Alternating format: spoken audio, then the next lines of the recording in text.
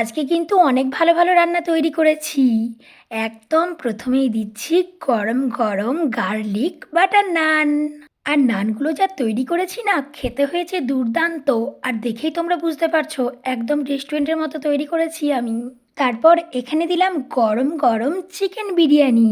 Chicken বিরিয়ানিটা যা তৈরি করেছি না, একদম রেস্টুরেন্ট ফেল, মানে রেস্টুরেন্টেও এত সুন্দর তৈরি হয় না যা আমি তৈরি করেছি। খেতে কিন্তু অনেক ভালো হয়েছে। তারপর এখানে দিলাম ডাল মাখানি। এই ডাল মাখানিটা কিন্তু আমার বোন রান্না করেছে। যেহেতু আমার বোনরা আছে তাই একটু ভালো ভালো রান্না তৈরি করলাম। আর ও যেহেতু দোকান চলে যাচ্ছে তাই ওকে খাবারটা প্যাক করে দিয়ে দিলাম।